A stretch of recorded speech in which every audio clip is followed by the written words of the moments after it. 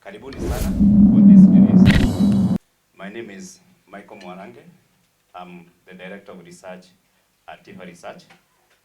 So our release today, we did data collection from 24th of July to 30th of July. So most of the data was collected before the tax on fuel was effected. So the result you see here was not affected by the cost of the fuel. Just few interviews which were completed the last day of the data collection. This is the first release. Our questionnaire has got many questions, so we are going to have a couple of the release in the coming weeks, so be welcome. And for that, I would like to invite Dr. Tomu, who will take us through the presentation. 95 or 97% of the data collection was finished before the prices of petroleum products went up on Saturday, in violation of a court order, I understand. So as you can see, basically the release today, which as Mwarange said, is the first of 2 or 3 releases. We have other data that we're not giving you today because we don't want to give you too much. Usually only report a bit of it anyway, that's okay. We're highlighting economic issues. We're starting with some economic demographics, just describing the 1,530 people who were in the survey, who were interviewed. And then going to some issues of economic policy, especially the budget. And then within the budget, some of the provision that was in the finance bill that went into, in the Finance Act, into the budget, the housing levy. So we'll start with our section 1 on employment status and monthly income. Just, we wanted to paint a picture of the sample, which we think is a very accurate representation of the Kenyan adult population.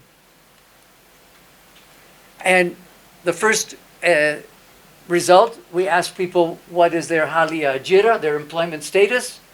And you can see that the plurality, and I think I've said this before, you should become familiar with that word. Plurality is not a majority.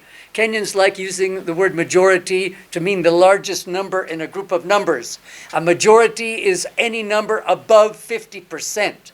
A plurality is the largest number in a group of numbers, but not over 50%. So you can see the jobless who've never been employed is the plurality here at 31%. We only have 11% who are employed full-time, which basically matches other data that we know from government statistics and also in the private sector. We have 8% who are now jobless, but they worked before. Maybe they lost their jobs during COVID and they haven't been able to get back to work, to regular employment. Self-employment is the second largest group at 29%.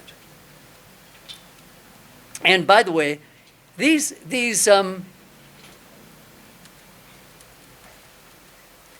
good to keep these figures in mind when you're looking at the results, the substantive results to other questions.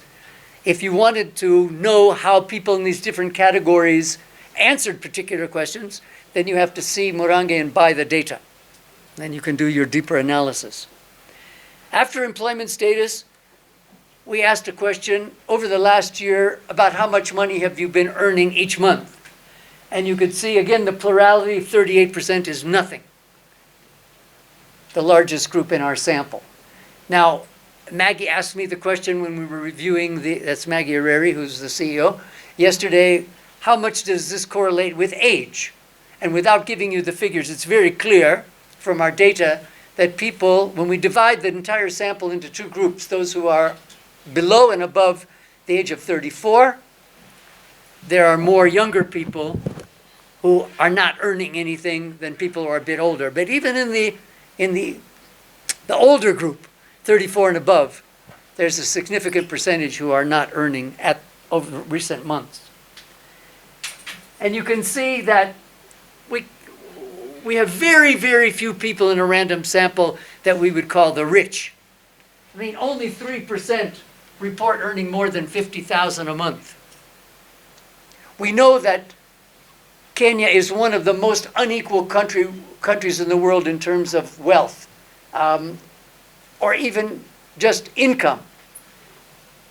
So it's not surprising that if we take we can't even really call them matajiris, but people earning above 20,000, it's only 13%, 10 plus 3. To find out whether people who are rich, and by those I might say people who are earning more than $250,000 a month, 250,000, whether those people really have differing views from ordinary Kenyans, we would have to do a targeted sample of those people to get them into our data set. Because when you're just going to households where these phone numbers were collected, I should have said this, a mobile phone survey, but you know, when we do our mobile phone surveys, we only use numbers of people who we contacted when we were doing household surveys, and they gave us their phone numbers, which most all Kenyans do. So this gives you a pretty good picture.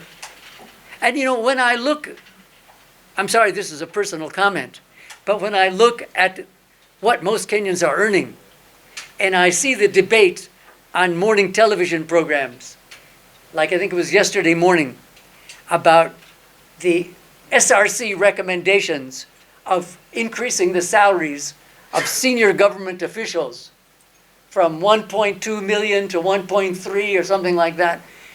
And then one of the panelists mentioned on this program that, no, I think in fact it was Sam Kituku who actually mentioned that for beginning level police constables, I think he said it's 15 or 20,000 shillings a month. 15 or 20,000 shillings a month, and SRC is talking about raise. I know they haven't had a salary raise since 2018, and there's been a lot of inflation, but how many other people's salaries have been raised? And the president actually raised this issue. What should the acceptable gap be between the highest paid people, even in government, and the lowest paid? He raised that question, I think, the day before yesterday. It was on the news yesterday. And anyway, I think when you see these figures on people across the income group variation, it will help focus attention on this huge gap between the extremely wealthy, whether in government or the private sector, and most Kenyans. Now, for those people who are working, there were 62% who were earning anything. We got the data just of people who identified themselves as household heads, rather than a non-working spouse or a child, and asked them, are you able to save anything usually at the end of each month? And you can see how this is correlated with income. People who say yes in blue, people who say once in a while in red, and you can see the more money people are making, the slightly more able they are to save at least something at the end of the month. But even among those in our highest income category of 50,000 and above, only half of them say that they're able to. That's how pressed Kenyans are, as we've all seen, inflation. I think in most of last year, inflation was above 9%, if I recall correctly, and so far the first half of this year, it's been between 8.5% and 9% inflation. So even somebody earning the same amount of money is able to live less well, get less food, well, just spend less because prices have gone up. And that was even before this weekend when the petroleum VAT increase kicked in. Now, for those few who are able to save anything, we ask them, well, what's the main thing you do with the money that you haven't spent at the end of the month? Putting it in a bank account or making some investment was the plurality figure, 19%. Emergency needs, just keeping things for a rainy day. Education, we know that most people don't pay education fees every month. You pay by the term, so you need to save when that term payment is required, and so on. Quite a variety.